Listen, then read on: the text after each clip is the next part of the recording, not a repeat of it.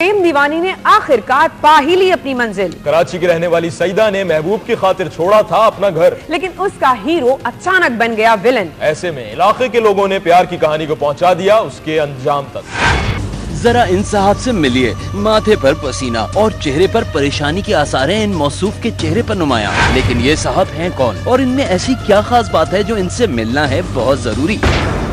ये किसी रियासत के राजा महाराजा तो नहीं, ना ही शक्ल से नजर आते हैं अमरीकी सदर ओबामा के कोई रिश्तेदार।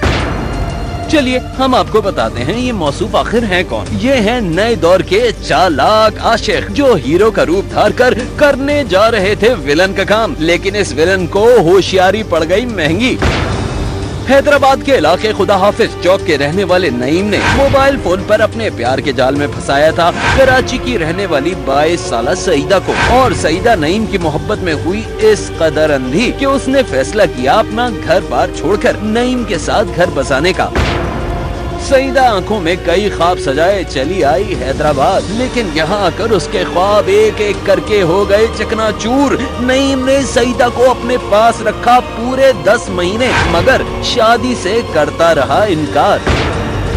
ये शादी करने के वादे पे लेकर आया था, मुझे 1-1.5 महीने रखा अलग किराए पे, मियाँ बीवियों की तरह रहे थे हम लोग। और जो है ना ये अब यहाँ पर कभी इधर कभी उधर छोड़ते रहे।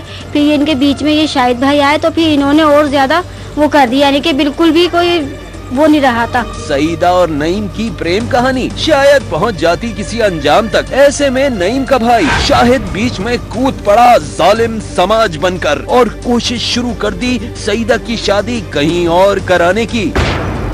ये दूसरे लड़कों से मेरी शादी करवा रहे कि उनका सोने की दुकान है, उनकी 3 करोड़ की 3 मंजिला मकान है, उससे शादी करो। मैंने इनके आगे हाथ जोड़ के शायद भी खुदा के वास्ते मुझे मेरी इज्जत उसी के साथ खराब हुई, मैं उसी से करूंगी वरना मैं मर जाऊंगी।